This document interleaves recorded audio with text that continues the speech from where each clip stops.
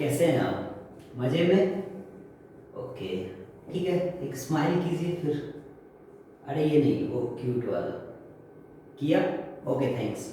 चलो ठीक है, फिर एप्लीकेशन ऑफ ट्रिगोनोमेट्री का पार्ट 2 देखते हैं। पार्ट 2 मतलब कि पार्ट 1 में हमने कितने क्वेश्चन किए थे? क्वेश्चन नंबर 1 से लेकर 5 तक। एनसीईआरटी 9.1 एक्सरसाइज 10 से बेसिक का क्वेश्चन नंबर 1 से लेके 5 तक किया था। ठीक है, तो चलो इस क्वेश्चन में देखते हैं। मतलब क्वेश्चन नंबर 6 से हम कंटिन्यू करेंगे, ऑलमोस्ट 10 तक कवर करेंगे। ठीक है, तो देखते हैं क्वेश्चन नंबर 6 में क्या है। मैंने आपको क्या सिखाया था फर्स्ट वीडियो में कि एप्लीकेशन ऑफ ट्रिगोनोमेट्री के कोई भी क्वेश्चंस होंगे उसमें आपको करने क्या है कि आप कोई भी पोल हो, टावर हो, बिल्डिंग हो, ट्री हो, आप सबको क्या दिखाएंगे? वर्टिकल। और समझो कि ये अगर ट्री है और ये ग्राउंड है तो ग्राउंड के रिस्पेक्ट में ट्री क्या होगा? वर्टिकल। और जो ग्राउंड है वो कैसा रहेगा? Horizontal.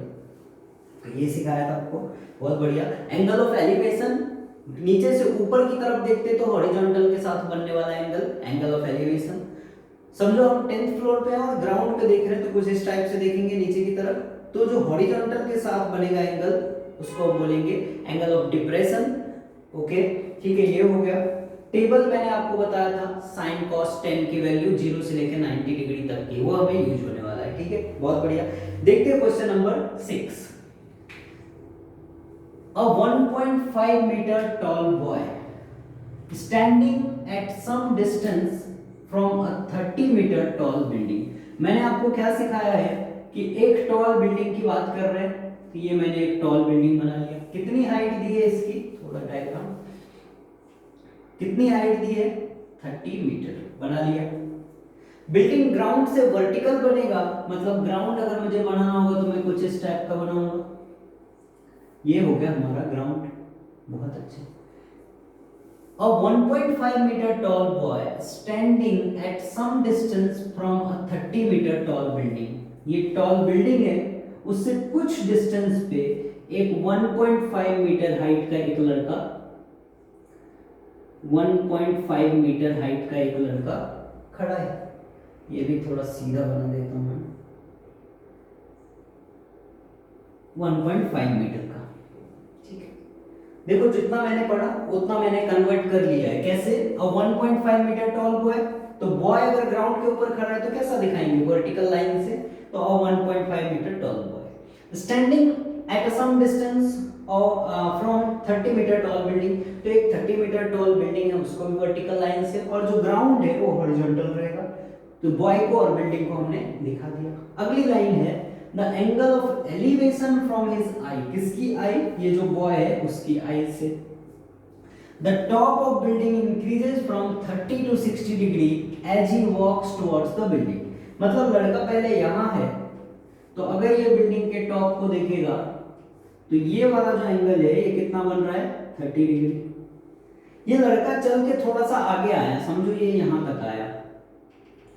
As he moves from, as he walk towards the building, जब वो बिल्डिंग की तरफ चलता है तो एंगल 30 डिग्री से 60 डिग्री हो जाता है। तो जब ये बिल्डिंग से थोड़ा सा मान लो यहाँ तक चल के आया, तो अब अगर ये बिल्डिंग को देखेगा तो अब जो ये एंगल है ये कितना हो जाएगा? 60 डिग्री। इस लाइन को हम यहाँ तक ज्वाइन कर देते हैं। क्वेश्चन समझ आया? क्वेश्चन ये है कि a tall 1.6 metre tall boy standing on ground at some distance of 30 meter tall building। तो ये 30 मीटर टॉल बिल्डिंग है, ये पूरी डिस्टेंस कितनी है? 30 मीटर। वहां के सामने ये जो 1.6 मीटर हाइट का लड़का है ये खड़ा है। कितना है? 1.5 है ना? ओके राइट, 1.5 है। और इस लड़के के आंख से हम बिल्डिंग के टॉप को देखेंगे। देखो ऐसा सामने देखेंगे तो बिल्डिंग के टॉप को देखेंगे तो एंगल कितना बनेगा? 30 डिग्री।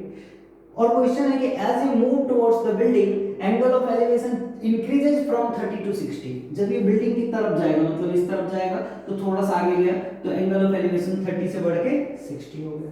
डायग्राम हमारा कंप्लीट है, मेन डायग्राम है। और फिर उसके बाद जो वैल्यूज मैंने आपको बताए थे 30 से 90 डिग्री तक के, वो देखते हैं। ये 1.5 है तो ये वाला डिस्टेंस यहां से यहां तक भी 1.5 होगा। सेम डिस्टेंस है यहां से यहां तक, हमने एक रेक्टेंगल जैसा बना लिया है 1.5।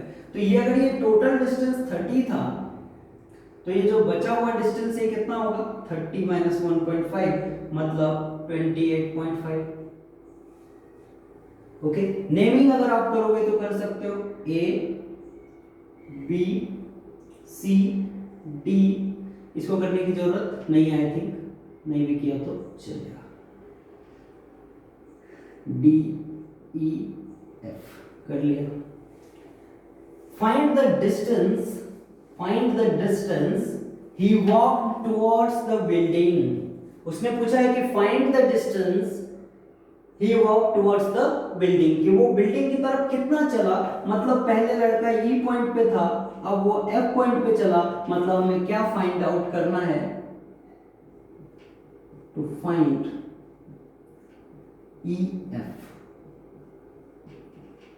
ई एफ हमें फाइंड करना है।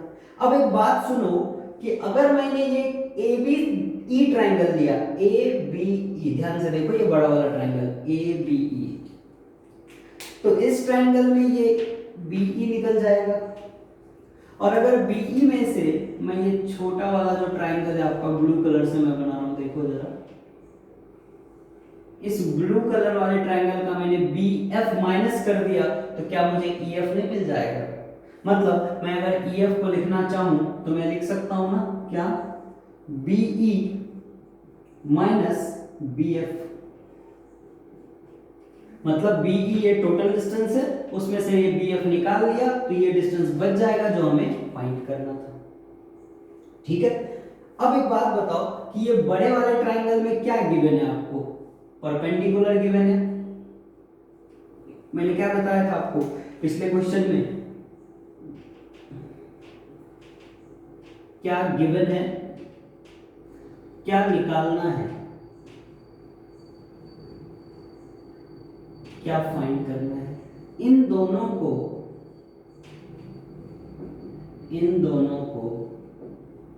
कौन सा रेशियो रिलेट करेगा, कौन सा रेशियो रिलेट करेगा, इन दोनों को कौन सा रेशियो रिलेट करेगा। ठीक है, इन दोनों को कौन सा रेशियो रिलेट करेगा, बहुत बढ़िया।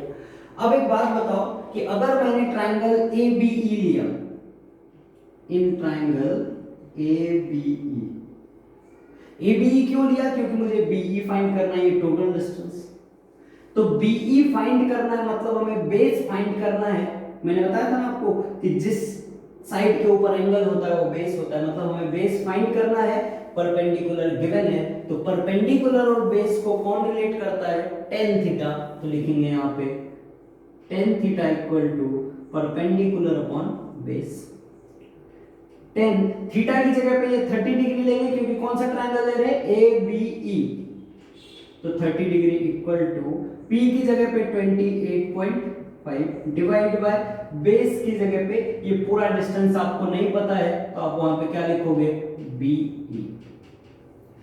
tan 30 की वैल्यू क्या होती है, 1/√3 equal to 28.5 upon BE. Cross multiply करेंगे तो यहां से आपको बीई मिल जाएगा कितना, 28.5√3 बीई मिल गया। अब बीई में से मुझे क्या माइनस करना है, ये बीएफ, तो बीएफ कैसे मिलेगा, इस ब्लू वाले ट्रायंगल में एबीएफ में, तो मैं फिर से यहां पे लिखूंगा इन ट्रायंगल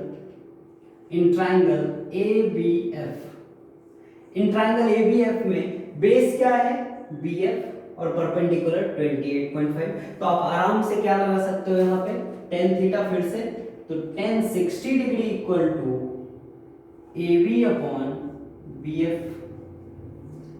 tan 60 होता है √3, AB 28.5 और BF कितना है भाई नहीं पता है, तो BF एज इट इज रहेगा। यहां से BF निकालेंगे तो क्या होगा, BF इक्वल टू √3 यहाँ डिनोमिनेटर में आ जाएगा और BF यहाँ आ जाएगा, तो 28.5 डिवाइड बाय √3। आप इसको रैशनलाइज कर लो, इजी पड़ेगा, या फिर यहाँ ऐसे भी छोड़ सकते हैं। तो डिनोमिनेटर को अगर रैशनलाइज करेंगे तो सेम नंबर इररेशनल नंबर से ऊपर नीचे मल्टीप्लाई, तो ये क्या बन जाएगा, क्या बन जाएगा ये 28.5√3 डिवाइड बाय √3 इंटू √3 3, ये बन गया। ओके कोई बात नहीं, बहुत बढ़िया।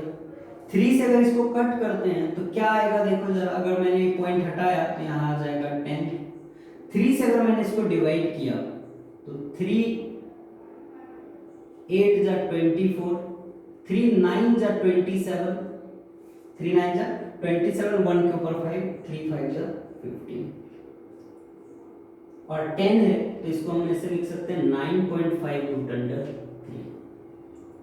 एक डिजिट के बाद पॉइंट लगा दिया, ये नीचे 10 था ना, तो एक डिजिट के बाद पॉइंट लगा 9.3। ये हो गई किसकी वैल्यू, BF की। अब एक बात बताओ आप, BF निकाल लिया हमने, हमें क्या फाइंड करना था, BEF। EF क्या होता है, BE माइनस BF। BE कितना है 28.5 माइनस BF कितना है 28.5 root under 3 minus 9.5 root under 3। तो अगर मैंने रूट अंडर 3 कॉमन ले लिया तो क्या बच जाएगा, यहाँ पे 28.5, मिडिल में माइनस और यहाँ पे 9.5। तो ये root under 3 as it is 0.5 में से 0.50, 18 में से 9 गया 9 और ये 1, तो 19.0, मतलब फाइनल आपका आंसर आया 19 रूट अंडर 3। तो ये जो डिस्टेंस वो कवर करेगा वो कितना करेगा, 19 रूट अंडर 3। तो ऐसे 1 बाय 1 आप इसको सिंप्लीफाई करोगे, आराम से सॉल्व कर सकते हैं, कोई दिक्कत नहीं। क्वेश्चन नंबर जो 6 है वो आपका सिंप्लीफाई हो चुका है। चलो नेक्स्ट क्वेश्चन देखते हैं, क्वेश्चन नंबर 7। रात जरा थम के गुजर, मेरा चांद मुझे आया है नसीब। Question number 7, from a point on the ground. बहुत बढ़िया, ग्राउंड कैसा रहेगा, ये हो गया ग्राउंड, यहां पे मान लो एक पॉइंट हमने कंसीडर कर लिया, from point on the ground the angle of elevation of bottom and top of a transmission tower. ये ग्राउंड है, ग्राउंड में एक पॉइंट हमने कंसीडर कर लिया, ये पॉइंट। इस पॉइंट से angle of elevation of the bottom and top of a transmission tower fixed at the top of 20 metre high building. समझो बात को कि एक 20 मीटर हाई बिल्डिंग है जिसके ऊपर ट्रांसमिशन टावर लगा हुआ है। तो इस ट्रांसमिशन टावर का top, bottom and top of a transmission tower are 45 and 60। तो ये जो बॉटम है, ये जो बॉटम है टावर का, वहां का एंगल ऑफ एलिवेशन 45 है और ये जो टॉप है वहां का angle of elevation 60 degree. Question वापस से पढ़ रहा हूं, समझो ध्यान से। From a point on the ground, तो ग्राउंड ऐसा हॉरिजॉन्टल रहेगा, वहां पे एक पॉइंट लिया, वहां से angle of elevation of the top of bottom and top of the transmission tower fixed at 20 metre high building. तो ये 20 मीटर हाइट बिल्डिंग बना लिया, इसके ऊपर ट्रांसमिशन टावर फिक्स्ड है। तो ट्रांसमिशन टावर के बॉटम का जो एंगल है वो 45 डिग्री, ट्रांसमिशन टावर के टॉप का जो एंगल है वो 60 डिग्री है। देखो बॉटम पे 45 और बढ़ा दिया तो टॉप पे 60। तो डायग्राम ऐसा बन जाएगा आपका। अब पूछा है find the height of the tower. Height of the tower मतलब आपको इतना डिस्टेंस निकालना है। अगर मैं नेमिंग करूं A B C D, तो आपको फाइंड क्या करना पड़ेगा, AB, to find out AB। अब आप बोलोगे कि सर ये AB फाइंड करना है, AB कैसे मिलेगा, तो AC minus BC, AC minus BC। तो ऐसे करेंगे तो हमको AB मिल जाएगा। AB आपको फाइंड आउट करना है। मैं वही बोल रहा हूं फिर से, क्या गिवन है, हाइट, क्या फाइंड आउट करना है, ये बेस गिवन है क्या, नहीं, बेस भी गिवन नहीं है। तो एक बात बताओ, सबसे पहले मुझे ये बेस फाइंड करना पड़ेगा। तो मैंने आपको बोला है कि अगर बेस फाइंड करना है तो जो गिवन है और जो निकालना है उनको कौन रिलेट करेगा, तो गिवन है 20 परपेंडिकुलर, बेस DC नहीं पता है, इन दोनों को कौन रिलेट करेगा, 10। तो लिखेंगे यहाँ पे tan theta equal to perpendicular upon base, मतलब BC अपॉन CD किसमें? इन ट्राइंगल BDC में, BDC में। tan थीटा, थीटा कितना है भाई? 45 डिग्री, तो tan 45 डिग्री इक्वल टू हो जाएगा BC अपॉन CD, मतलब BC कितना है 20 और CD कुछ नहीं। tan 45 की वैल्यू होती है 1, तो 1 equal to 20 upon CD, cross multiply करोगे तो CD इक्वल टू हो गया 20, क्या है भाई? यूनिट मीटर, तो 20 मीटर। तो अब ये CD आपके पास है 20 मीटर। अब ये बेस है, परपेंडिकुलर फाइंड करना है कौन से ट्रायंगल का? ADC का, ADC। अगर चाहो तो ब्लू कलर से बना देते हो उसको। ADC का आपको फाइंड करना है, तो मैं फिर से यहां पे क्या लिखूंगा? इन ट्रायंगल ADC tan 60, क्योंकि परपेंडिकुलर और बेस को कौन रिलेट करेगा? tan theta. तो tan 60 क्या हो जाएगा? AC upon CD, AC upon CD। tan 60 होता है √3। AC कितना है भाई? नहीं पता, AC है हमारा, फिलहाल के लिए AC रख लो।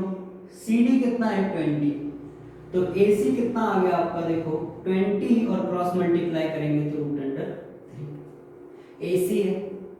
अब एक बात बताओ, AC 20√3 है, आपको क्या फाइंड करना था यहाँ पे? AB। ध्यान से देखो AB को क्या लिख सकते हैं हम? AC minus BC। तो अब आपके पास BC है क्या? 20 है। AC कितना है भाई? 20√3 माइनस BC कितना है? ये 20 माइनस 20। यहां से 20 कॉमन ले लेंगे, ये बनेगा √3 माइनस 1। क्या बनेगा? √3 माइनस 1। ये हो जाएगा आपका फाइनल आंसर। और सिंपलीफाई करना चाहते तो 20 इंटू √3 की वैल्यू 1.73 माइनस 1, तो 20 इंटू 0.73 मल्टीप्लाई करोगे तो आपको हाइट ऑफ टावर मिल जाएगा। आसान क्वेश्चन है, सारे क्वेश्चंस में हम वही लॉजिक लगा रहे हैं कि आप अगर डायग्राम बना पा रहे हो तो आप सिंपलीफाई आराम से कर सकते हो। नेक्स्ट क्वेश्चन देखते हैं, क्वेश्चन नंबर 8। तू जाने मन है, जाने जिगर है, तेरे लिए जान भी हाजिर है। क्वेश्चन नंबर 8 देखते क्या है। 8. A statue 1.6 meter tall stands on the top of pedestal. मतलब अगर पेडिस्टल होगा या स्टैंड होगा, कुछ भी होगा, तो वो कैसा रहेगा? ग्राउंड के ऊपर वर्टिकल। और उस वर्टिकल पे एक स्टैच्यू रखा है, ऐसा कुछ एक लाइन में आएंगे ये, तो अगर आप ऐसा सीधा लेते हो तो ले लो। तो एक पेडिस्टल है, उसके ऊपर 1.6 मीटर टॉल स्टैच्यू रखा है, मतलब इस स्टैच्यू की जो हाइट है कितनी है? 1.6 मीटर। ये जो पेडिस्टल होगा वो ग्राउंड पे होगा, तो ग्राउंड से इस पेडिस्टल का एंगल कितने का बनेगा? 90 डिग्री का। अब क्वेश्चन है, from a point on the ground the angle of elevation of top of statue is 60 degree. Statue का टॉप ये हो गया, ये हो गया पॉइंट ग्राउंड का, यहां से ज्वाइन करेंगे तो ये एंगल कितने का है भाई? 60 डिग्री का।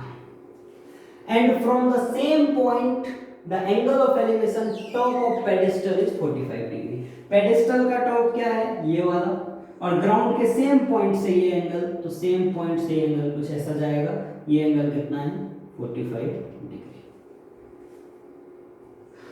हो गया, डायग्राम कंप्लीट है हमारा। एक पेडिस्टल बनाया, उसके ऊपर स्टैच्यू 1.6 का दिया, ग्राउंड के किसी पॉइंट से टॉप ऑफ स्टैच्यू 60 डिग्री बन रहा है, ग्राउंड के किसी पॉइंट से टॉप ऑफ पेडिस्टल 45 डिग्री बन रहा है, बना लिया। नाम लिखेंगे ए बी सी डी, नाम लिखा ए बी सी डी। ठीक है, बहुत अच्छे, A B C D.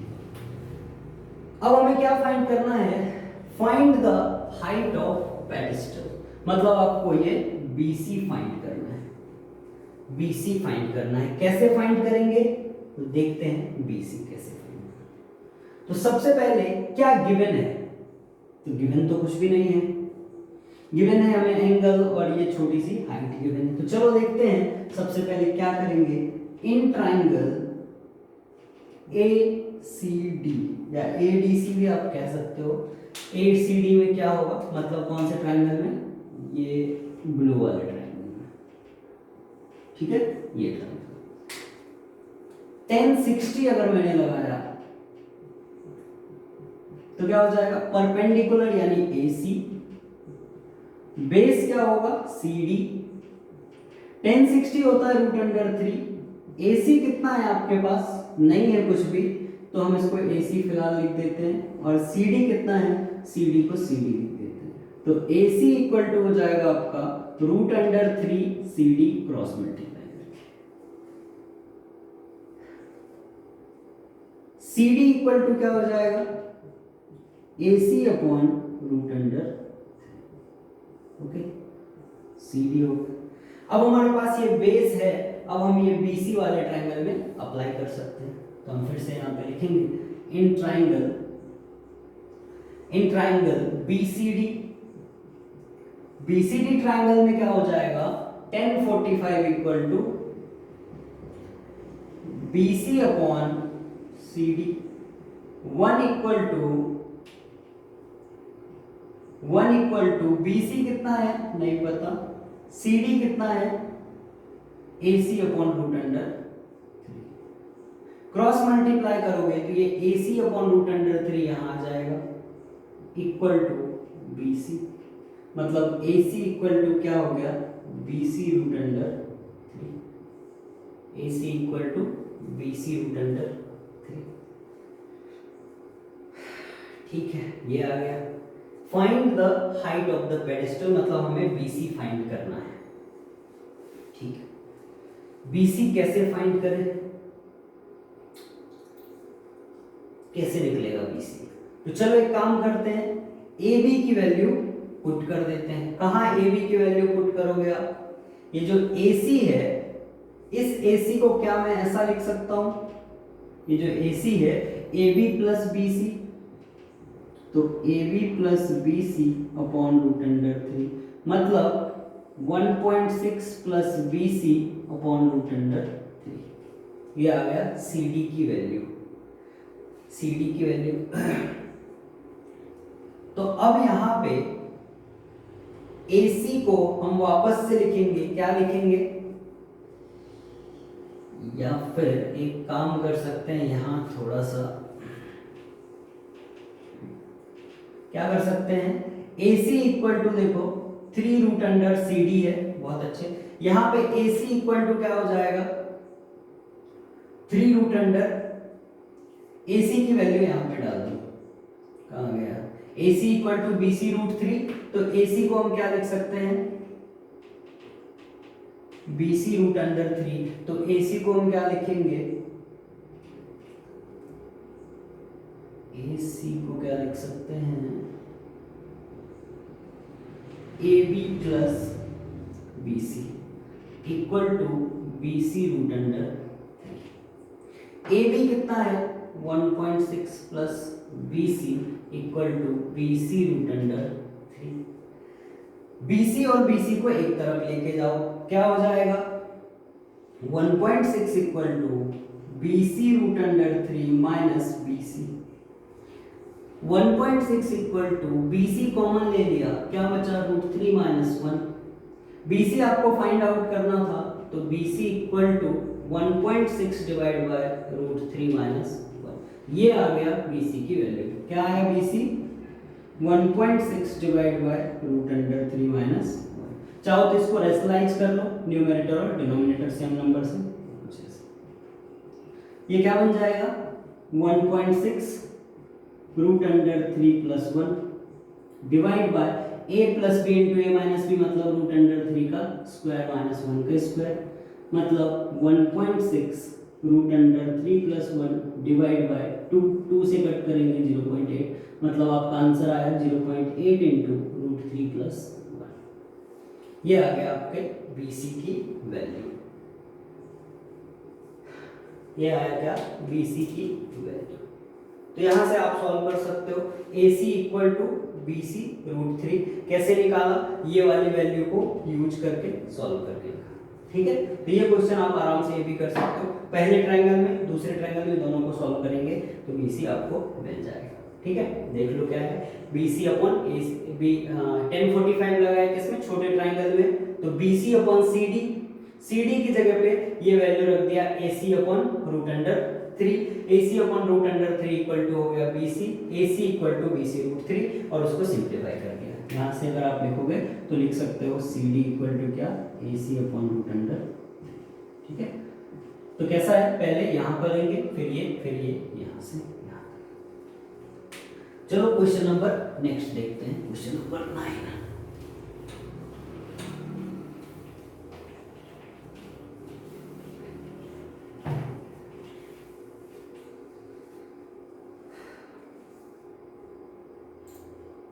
The angle of elevation of top of a building from the foot of tower is 30 degree। मतलब ये ग्राउंड है, ये एक बिल्डिंग है और ये एक टावर है, मान लो ऐसा। तो angle of elevation of the top of a building from the foot of tower is 30 degree. ये टावर है और ये बिल्डिंग है, तो ये टावर से के फुट से लेके बिल्डिंग के टॉप तक का जो एंगल ऑफ एलिवेशन है वो 30 डिग्री। फिर से पढ़ लो, the angle of elevation of a top of building from the foot of the tower is 30 degree. तो टावर के फुट से बिल्डिंग का टॉप कितना है? 30 degree. And the angle of elevation of the top of tower from foot of building is 60 degree. मतलब ये जो होगा ये कितना होगा? 60 डिग्री। ठीक है, ये हो गया।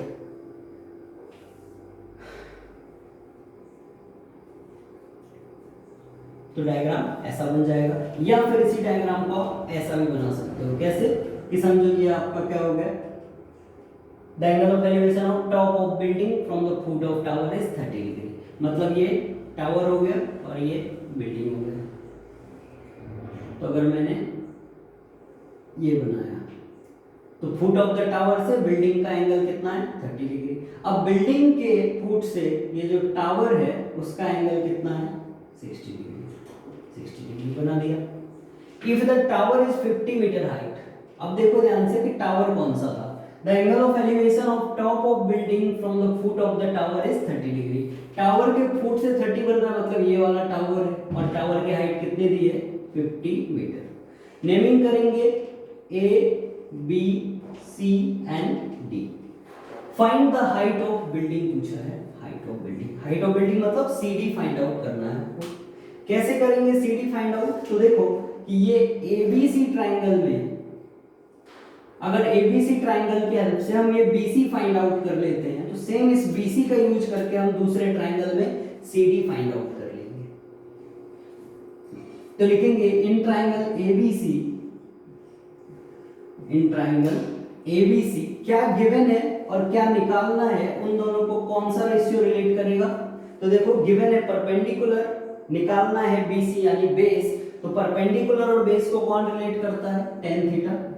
तो tan 60 equal to perpendicular AB upon base क्या है? BC। tan 60 है √3, AB क्या हो जाएगा? 50, BC क्या हो जाएगा? BC को क्रॉस मल्टीप्लाई करेंगे तो यहाँ आएगा BC और ये हो जाएगा BC इक्वल टू 50 अपॉन √3। ये हो गया BC। अब बेस हमको पता है 50 अपॉन √3। अब सेम हम ये दूसरे ट्रायंगल में करेंगे। कौन से ट्रायंगल में? BCD में। तो अब यहाँ पे वापस से लिखेंगे इन ट्रायंगल BCD क्या गिवन है? बेस। अभी जस्ट हमने BC बेस निकाला तो बेस गिवन है। क्या फाइंड आउट करना है?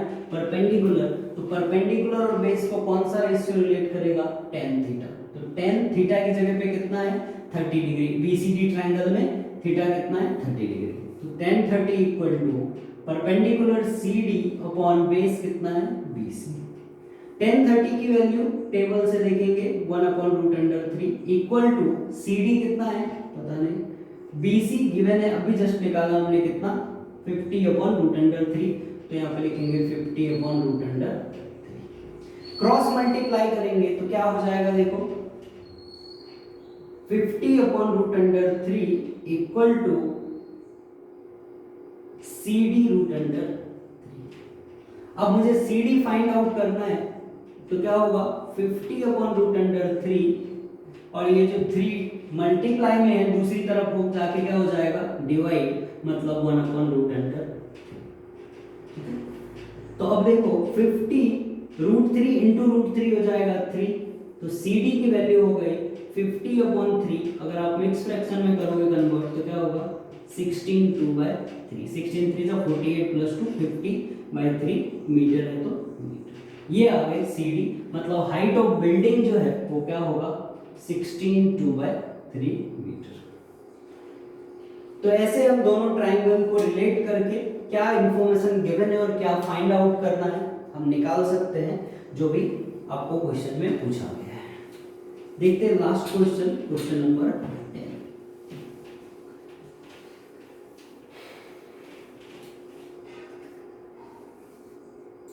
क्वेश्चन नंबर 10 है, two poles of equal height are standing opposite to each other either side of the road.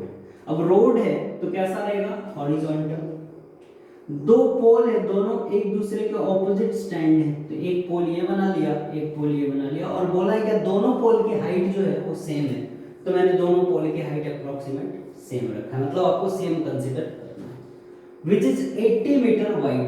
अब इन दोनों के बीच में जो रोड है वो कितना है 80 मीटर वाइड है।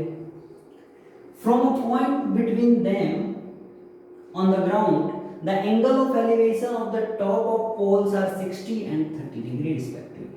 मतलब पॉइंट बिटवीन मतलब ये दोनों पोल के बीच में, ये नहीं कि मिड पॉइंट पे, कहीं भी एक पॉइंट है जिस पॉइंट से एक पोल की जो आप बोलोगे कि एंगल ऑफ एलिवेशन है वो कितना बन रहा है 60 डिग्री, और सेम उसी पोल से दूसरे वाले पोल की एंगल ऑफ एलिवेशन उसी पॉइंट से कितना बन रहा है 30 डिग्री। क्वेश्चन वापस से देख लो कि two poles of equal height are standing opposite each other on either side of the road. तो रोड कैसा बनेगा हॉरिजॉन्टल, ग्राउंड के जैसा, उस पे दो पोल बनाया एक दूसरे के ऑपोजिट और इक्वल हाइट है तो equal height, which is 80 metre wide. दोनों के पोल के बीच का डिस्टेंस कितना हो गया 80 मीटर वाइड। अब angle of elevation from a point between the poles कितना है, एक पोल का 60 डिग्री और दूसरे वाले पोल का 30 डिग्री। एंगल ऑफ एलिवेशन क्या होता है पॉइंट से टॉप जो रहेगा, अभी पोल है, पोल का टॉप ये है, तो इन दोनों पॉइंट को ज्वाइन किया तो ये एंगल हॉरिजॉन्टल से कितने का बन रहा है 30 डिग्री का, तो ये हो गया एंगल ऑफ एलिवेशन। अब वापस से दो ट्राइंगल है आपके पास, नाम लिखो ए बी सी डी और ये ई। गिवन है ऑलरेडी, अगर चाहेंगे लिखना तो लिख सकते हैं आप कि A B equal to C D E पहले से गिवन है क्योंकि दोनों इक्वल पोल्स हैं। अब अगर मैं बोलता हूं कि ये जो BC है ये x है, कंसीडर कर लेते हैं BC x है, तो ये जो रिमेनिंग पार्ट होगा यानी EC वो क्या हो जाएगा 80 - x। तो अगर मैंने फर्स्ट ट्राइंगल में लगाया फॉर्मूला इन ट्राइंगल ABC, अगर मैंने tan थीटा लगाया, क्यों tan थीटा लगा रहे, क्योंकि इसकी हाइट और इसकी हाइट इक्वल है, तो tan थीटा से दोनों की हाइट निकाल लेंगे और दोनों हाइट को इक्वेट कर देंगे तो जो वैल्यू पूछा है वो मिल जाएगा। तो tan थीटा इक्वल टू क्या हो जाएगा AB अपॉन BC। थीटा की वैल्यू 60 है तो tan 60 degree equal to AB upon BC को आपने क्या कंसीडर किया है x। tan 60 होता है √3, तो AB upon x cross multiply करेंगे AB इक्वल टू हो जाएगा √3 इंटू x। एक वैल्यू हमने फाइंड कर लिया AB। अब दूसरे वाले ट्राइंगल से हम DE फाइंड करेंगे क्योंकि दोनों पोल की हाइट इक्वल है और बाद में हम दोनों हाइट को इक्वेट कर देंगे। देखते हैं सेकंड ट्राइंगल में, इन ट्राइंगल DEC या CDE भी कह सकते हैं, तो क्या लेंगे फिर से tan theta tan 30 degree equal to DE upon ये डिस्टेंस कितना है CE 80 - x, चाहे तो CE लिख लो, अगले स्टेप में लिखेंगे तो tan 30 degree equal to DE upon CE। tan 30 कितना होता है 1/√3। DE की वैल्यू डाल दो यहाँ पे DE CE कितना है 80 माइनस एक्स, क्रॉस मल्टीप्लाई करेंगे तो क्या बनेगा 80 minus x equal to root under 3 DE। अब AB और DE इक्वल है तो चाहे तो डायरेक्ट हम AB की वैल्यू ये DE के पास रख सकते हैं या फिर और सिंप्लीफाई करेंगे तो करेंगे, कोई दिक्कत नहीं है। DE निकाल लो, यहाँ से क्या होगा 3 मल्टीप्लाई में रूट 3 मल्टीप्लाई में दूसरी तरफ आके डिवाइड हो जाएगा तो 80 minus x upon root under 3 ये मिला हमको किसकी वैल्यू DE की वैल्यू। अब क्वेश्चन में क्या लिखा था AB इक्वल टू DE, क्योंकि पोल्स है दोनों और दोनों की हाइट इक्वल है तो यहाँ पे हम लिखेंगे since the height of poles are equal,